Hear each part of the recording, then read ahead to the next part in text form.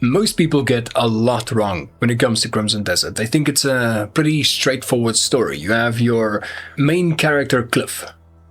He seems to be the hero. Then you have the big villain. You have Umbra and Caliburn, which seems like normal villains in the story. And then you have your guardians, or the people watching from above, which would be in this case Alustin and White Crow.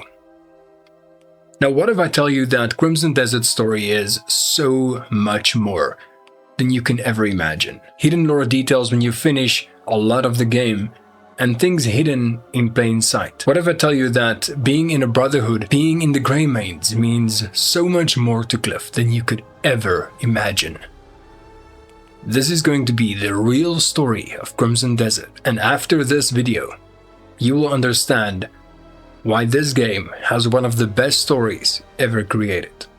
I need to give you a warning before we begin. This video will definitely spoil the Crimson Desert story, so if you want to figure this out yourself, it would be best to click this off right after subscribing so you don't miss this video when you inevitably come back looking for answers. The story actually doesn't begin with Kliff. It begins with Alustin and White Crow. You met them early in the game, right after Mjordan and the Black Bears raided your camp. They are two of the four guardians who actually maintain the balance of the Abyss. I will hereby refer to them as the Guardians whenever needed. So the Guardians had a problem. There was a powerful force called Umbra, who they knew as a source of extremely dark power. This entity sought control of the Abyss, and the Guardians simply cannot allow this, as this will mean essentially the end of everything. So they fought in a battle where Umbra actually devoured a piece of White Crow's essence, which then fell onto the lands below, becoming corrupted and fractured. They found out this power was in the Musket of the Menses, so the Guardians decided the best course of action would be to find someone from the lands below that would be able to actually face Umbra, and finally put an end to what can be seen as the end of everything. They needed a new plan, so they went back to a time when Umbra was not present yet, but they knew eventually Umbra would come back and everything would be over. They looked to Pelun, where nature's flow is the strongest, and they found someone that wasn't perfect but had an unwavering spirit.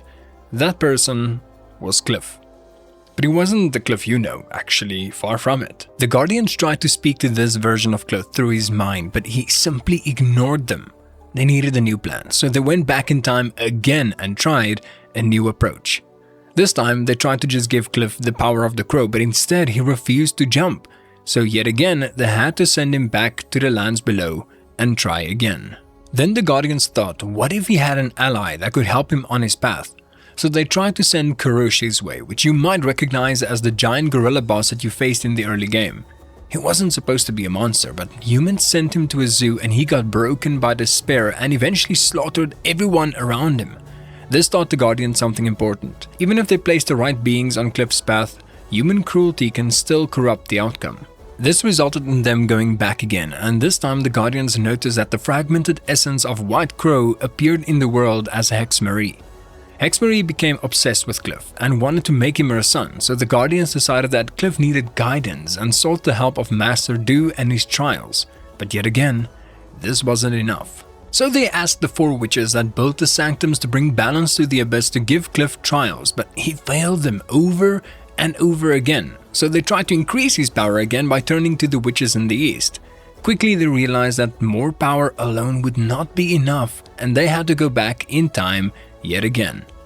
They could only go back so many times before Umbra finally reaches his goal, so in essence, time was actually still running out for them. In the next attempt, they tried a different approach. They watched as Kliff became close to Jian, the leader of Pelun.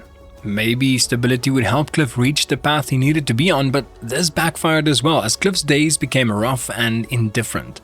This time, Kliff did not fail through death or corruption, but through stagnation.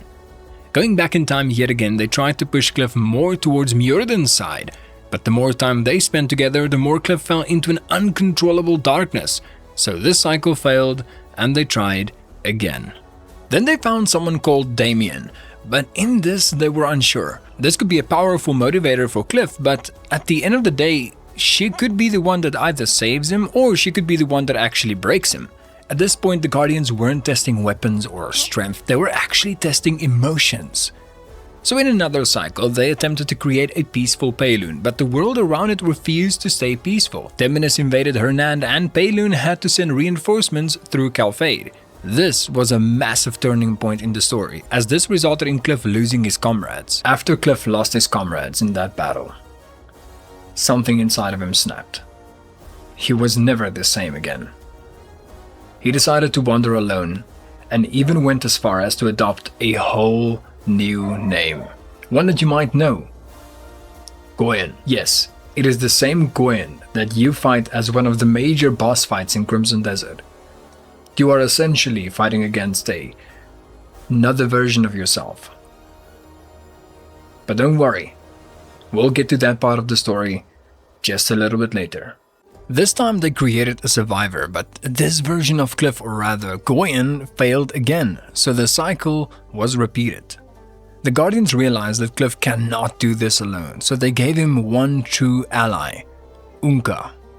But even when he had companionship, Kliff was not enough to defeat Umbra, so they wanted to try again, but this time they noticed something strange. Someone started to appear at Kliff's side, Marnie, a crazy intelligent scientist obsessed with technology. He brought excessive technology into the world, and the disruption made the Guardians realize that other forces are also now beginning to alter the outcome and that the path is getting harder to control. Another attempt failed. Cycle after cycle after cycle, the Guardians tried everything, even trying to help Prince Price reclaim the Demoness throne, but nothing seemed to work. So they decided that Goyen must have more power. But with more power, Goyen became corrupted. And this ties into the final battle against Umbra, when he asks Kliff which obstacle he is, asking, "Tell me, Greymane, what sort of obstacle are you? One filled with a grand sense of self-importance, or one whose will bends whichever way the winds blow? Or perhaps you're one simply consumed by greed?" Then they start to manipulate Kliff's emotions. First, they try to give him more confidence, which seemed logical. Maybe he's failing because he hesitates. Maybe he just needs to trust himself more. Then Kliff becomes too competitive and his confidence turns into extreme pride. Again, referenced by Umbra in the final battle. Failed. Then they try subtle guidance by making Kliff's path as natural and guiding him as subtly as possible, but this results in Kliff becoming too sensitive and distressed. Failed. Then the Guardians completely remove Kliff's fear, but that just causes him to rush into battle against mightier opponents and he ends up dead before he could even face Umbra. Failed. Would more responsibility work? No. With this, Kliff roams the lands below, vowing to destroy anyone who comes in his way. So the Guardians do something extreme. They completely remove Kliff's emotions, which explains why he sometimes sounds bland when you hear him talking to people. But this again did not work. Now he lacks the motivation in the first place. Failed. As the attempts continue, the Guardians realize that the Abyss Gates are opening more frequently. Something is interfering. They quickly realize that it's Caliburn that's involved, but the truth is even worse. Caliburn wasn't always evil. It appears that he is now an incarnation of Umbra, which means Umbra is not just passively waiting at the end of the timeline, he is actually actively inside of it instead.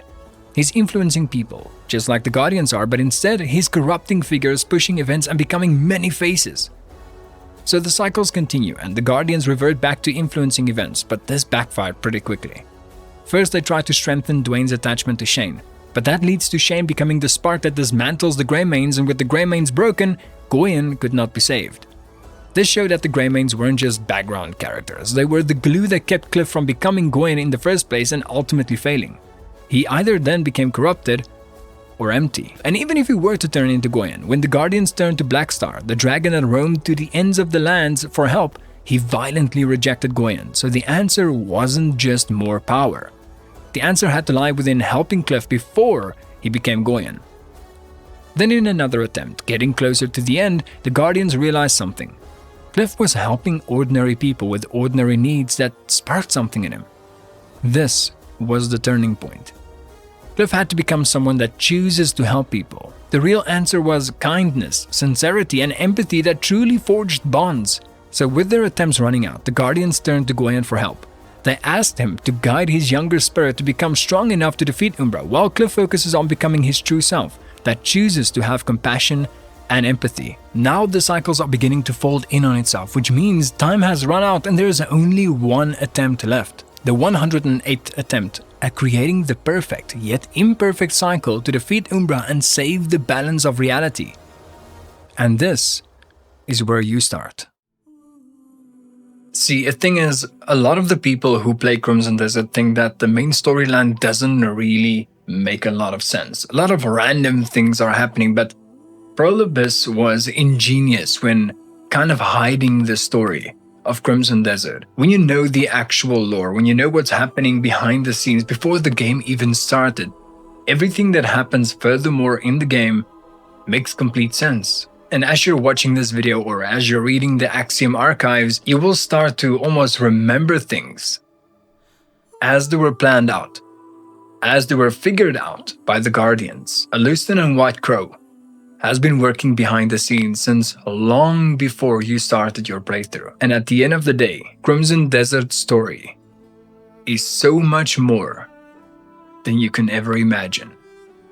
It is a story that goes through time itself. It even explains why Kliff at the end of the story suddenly becomes older, and it's not just something cosmetic or time that simply passed by.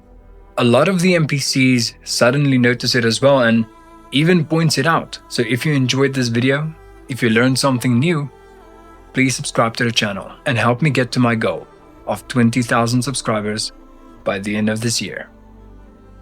I'll see you in the next Crimson Desert video. Good luck, Greymanes.